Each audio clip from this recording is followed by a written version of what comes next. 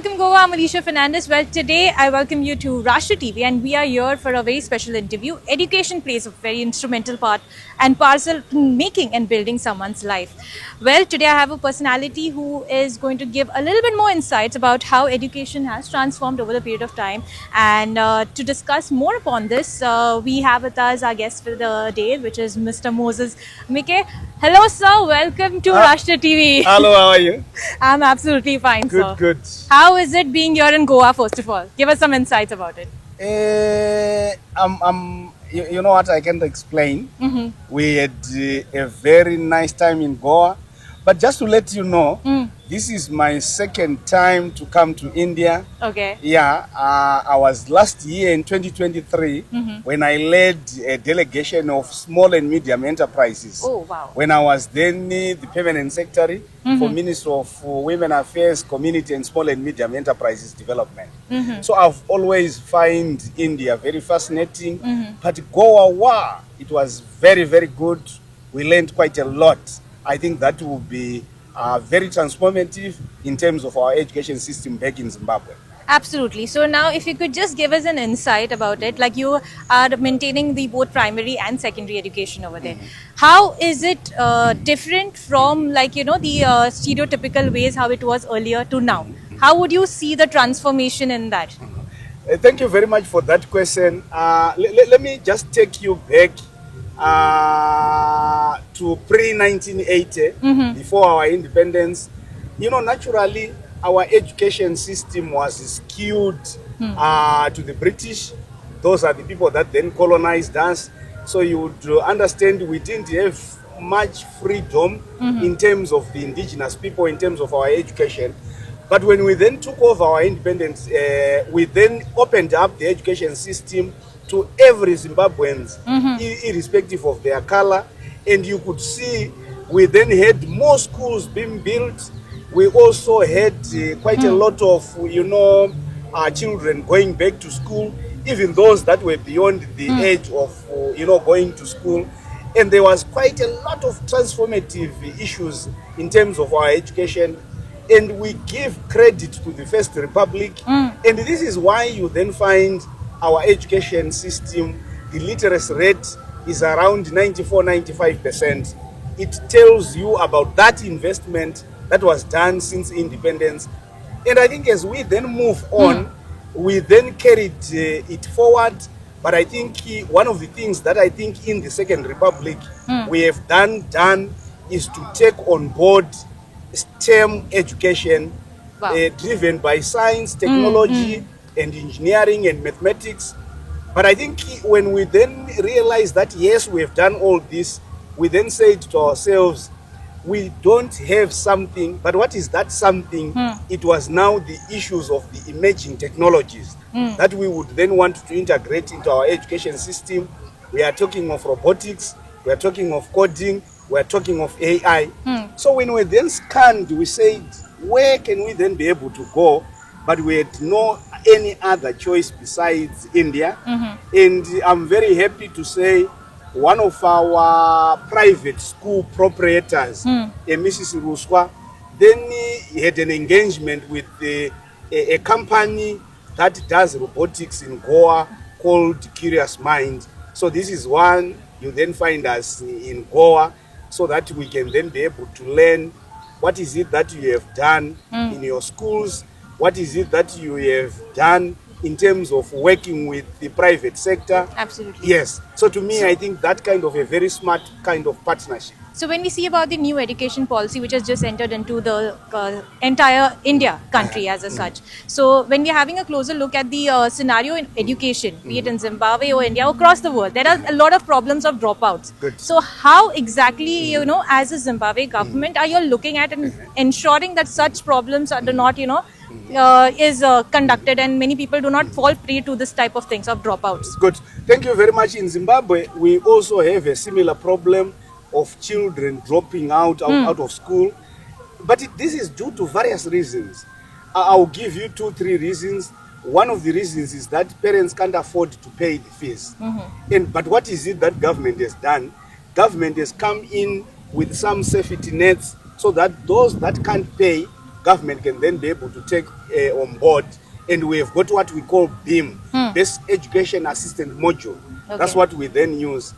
And you see, children also drop out of school, especially the girl child. Why? Because of early marriages, because of teen pregnancies. But as a nation, we have been very progressive. We then said, whether you fall pregnant, to us, it was a mistake. You can still come back when you have given birth. We have got that policy, we have got that statutory instrument that enables that to be able to be done. There is also element of poverty within our communities. It is also a contributing factor. And what is it that we have done? We have then introduced a school-based school feeding program, where we feed all our children, especially in the schools that are in the rural areas. 70% of our schools are in the rural areas. Very nice. So this is why we have introduced. You could also go back to the girl child. Some of them, they drop out of school because they don't have, basic things like sanitary wear. And as government, we have introduced a program where these students are then given sanitary wear for those that are at the appropriate age.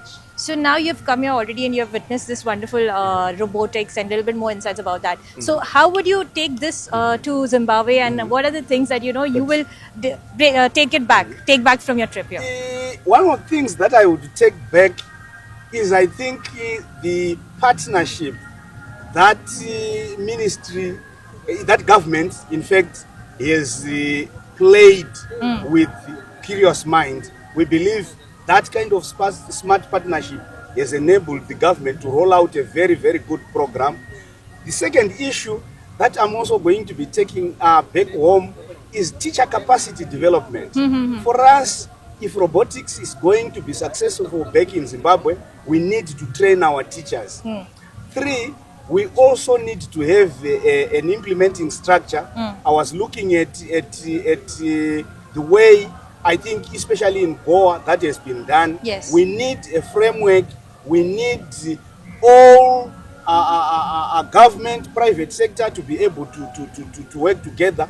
And lastly, one of the basic things that we need to be able to do is to have the robotics kits, because those are the ones that will then enable us to be able to roll out that kind of a program. And there's one interesting thing that I then saw that has been implemented in Goa, where government then said, we can't maybe roll out to every school. So what do? We create champion schools. We equip the champion schools. And then from there, in a cluster kind of fashion, the other schools can also come in and benefit, so that we can then be able to roll out the program.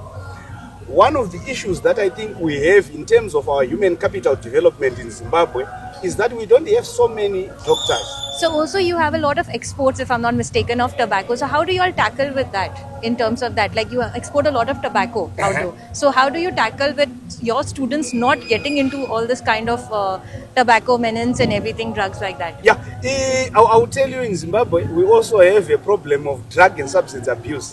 It is not just to the adults, but in our schools.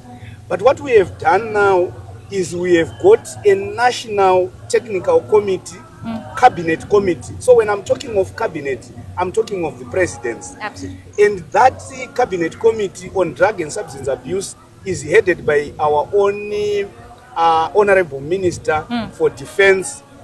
And that tells you something. It is because we would really want to eradicate completely drug and substance abuse. So what role do we then play as the Minister of Primary and Secondary Education? We have got what we call guidance and counseling teachers. Each and every school has got a guidance and counseling teacher, and we have got a committee at school level that looks at that. So basically tackling at a grassroots level. Yes, at the school level. But from the cabinet level, we go to the province, from the province district, and then we go to the school level. And all that is coordinated by the guidance and counseling teacher at school level. And to us, drug and substance abuse has become #1 enemy in the education system of Zimbabwe. And everyone is rallying behind that and talking about that. To us, it's a total no. in terms of drug and substance abuse. So that's the mantra I think that we are running with as government of Zimbabwe. I think you are doing a lot of amazing job, and I would like to say a huge thank you to you for taking time off and coming to us and Thank like you. giving us an interaction at Rashtra TV. And indeed, it's a pleasure talking to you. We will definitely connect back, and we'll try to understand much more about Thank you. how Zimbabwe and India will grow together. Thank And you. all the very best. Thank you very much for affording us this time as Zimbabwe. And I think one of the things that I would just want to say is the hospitality of the people of India was very excellent. We were just at home wherever we have gone. We have been received so well with a lot of smiles, and I think this is one of the things that I like about the people of India. Well, that was the permanent secretary of the Zimbabwe, who has of the primary and secondary education, and it gives us an immense honor and privilege to understand about the various aspects. My experience in India has been very insightful, awesome, and I have learned a lot of STEM experiences in India. The India's education system is comprehensive, vibrant, and inclusive. For the past 4 days we were here in India, we have been taken to several government offices, schools, and this afternoon we went to a school for children with disabilities. What has amazed us in this week as we visited was the uptake of robotics and coding in the Indian education system. The Zimbabwe education system is also taking up STEM learning areas, including robotics and coding, but we haven't as yet gotten as far as where India is. And we were very happy that when we met the chief minister, he indicated to our head of ministry, who is the head of delegation, our permanent secretary, that the government of Zimbabwe, together with the government of India, could possibly collaborate so that the education systems can reconcile and assist one another. We have 70% of our schools in the rural areas in Zimbabwe, and 30% are only in the urban setups. So we can draw a lot of lessons from the Indian story so that the learning outcomes for our children speak to the 21st century type of education system where they are made to develop collaboration skills, communication skills, critical thinking skills, designing skills, like what we experienced here in India. India is a beautiful country, and as we are speaking now, I am watching, is it the Arabic Sea, part of the Indian Ocean? It's awesome, therapeutic. After hours, people can easily come here and enjoy themselves, including children who could also be undertaken through educational tours. Otherwise, in a nutshell, I had a very good experience in India together with my colleagues. Thank you so much. Okay, first of all, I would like to appreciate your inviting us to come here. First of all, we also want to appreciate Mr. Yogesh for actually having been in contact with us and also extending some lessons in robotics to our schools. Especially me, I was privileged to be his host in Zimbabwe. And I think when we've come here, we notice we have a lot of similarities in terms of our economy. We were all both colonies, of Britain, and now each one of us is trying to find their way, into development. But of course, you are already ahead of us. We really appreciate most of the things that you are doing in the learning areas, and we really want to go and emulate, copy, and paste because that will only mean that our children will have a better future, especially in the areas of maths, STEM, or robotics. I think we are doing very well as a country. Hello and welcome Goa. I'm Alicia Fernandez. Well, today we have a personality who has arranged this entire delegation from Zimbabwe who has come to discuss more about this. We have with us the curator of Curious Minds, Mr. Yogesh Kirkar. Welcome to Rashtra Thank you, TV. ma'am. Thank you. And to begin with, could you please give us an insight about what exactly this delegation was all about from Zimbabwe? Okay, so the story starts back in 2018 when that was my first visit to the African continent as such. When I visited the West African countries, and there I saw a huge potential for kind of business because the country was or the continent was I felt it was like 20, 30 years behind what India used to be. So I thought, yeah, I was thinking, there's a huge potential for doing business in Zimbabwe. So in 2024, when I registered a Goa startup called Qurious Mind, which basically worked in making robotics accessible and affordable for every child. And I thought this mission, I could take the best place to take this mission is to Africa because they need that kind of education. And most importantly, we worked on making robotics affordable and accessible. So the affordability was the key, and we thought people in Africa could simply afford these our solutions that we had. So we went and made a presentation in Zimbabwe. We had a first program. We went to the big team and we did a program over 2 weeks, and we even did a train the trainer program. So that is when they found potential in our work, and subsequently we had another visit. And after the second visit, our cognizance of our work was taken by the Ministry of Education in Zimbabwe, and as a fallout of that, this visit has happened as in the ray of as in the day of light as such today. So What exactly was the major challenges that you came across, like, while bringing two different countries together, be it your Zimbabwe or India? I think if you ask me as far as the word challenge may be the wrong word to use here because we never had any challenges. It was just that it was a need of the hour, and we just provided the right solution. And it was just a amalgamation of needs versus wants and what we had to give. And looking at the world, when world is moving towards robotics, automation, artificial intelligence, Internet of Things, so these things were much in demand or much looked out. Everybody talks about it, but nobody knows about it. And when we try to solve it for them and make it simple and structured for them, so that is why I think we found the traction.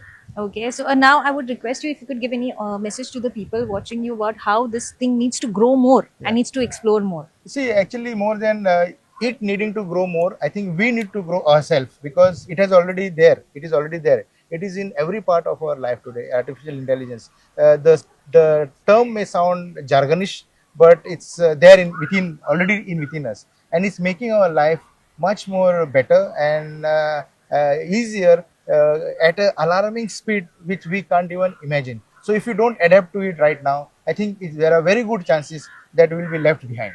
Indeed, and thank you so much for taking time off and talking Thank to you, us. It was thank you, great having you. नमस्कार, मेरा नाम सचिन सुभाष शिरोडकर और मैं curious mind जो एक company है यहाँ पे गोवा में, वहाँ उस कंपनी में डायरेक्टर के तौर पे काम करता हूँ। आज यहाँ गोवा में इस सुनहरी शाम में जिम्बाब्वे से हमारे डेलीगेट्स आए हैं जो हमारे इनविटेशन को एक्सेप्ट करके यहाँ पे गोवा में आए हैं एक ऑफिशियल विज़िट के लिए। इस डेलीगेशन में गवर्नमेंट ऑफ जिम्बाब्वे के एजुकेशन डिपार्टमेंट से कई सारे ऑफिसर्स आए हैं और उसी साथ में वहाँ के जो लोकल कम्युनिटी के लोग हैं, पोजीशन्ड लोग हैं, वो भी आए हैं। उनके ट्राइबल चीफ है, वहाँ के टाउन के जो जिशावाने जो एक टाउन है वहाँ के मेयर आए हैं और इनकी अभी पिछले 5-6 दिन से यहाँ पे विज़िट जो चल रही है, अलग अलग प्रोग्राम्स उनके लिए ऑर्गेनाइज़ किए थे। जो एजुकेशन, जो हमारे भारत में जो एजुकेशन जैसे चल रहा है उसका एक इंट्रोडक्शन, उसका एक इंफॉर्मेशन सॉर्ट ऑफ एक विज़िट था और उसके साथ ही जो हमारे यहाँ पे गोवा में government and non governmental level पे जो अलग अलग प्रोग्राम्स चलते हैं उनका भी एक इंट्रोडक्शन और उनका भी एक इंटरेक्शन सेशन था।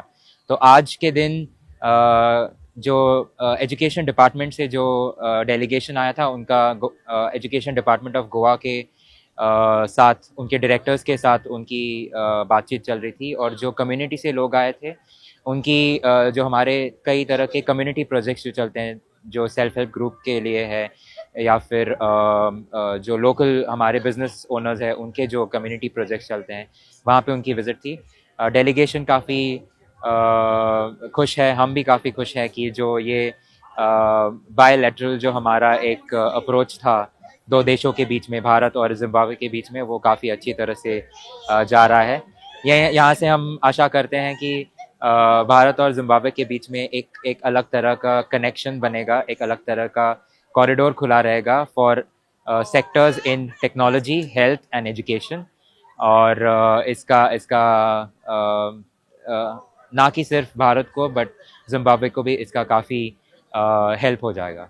सो मेरी तरफ से इतना ही। Thank you very much. Well, indeed, education sector is a very important sector, and today, as we got an interaction with one of the personalities who has given us an insight about how education in India and Zimbabwe have unitedly worked together. So keep watching your favorite Russia TV and keep liking and subscribing.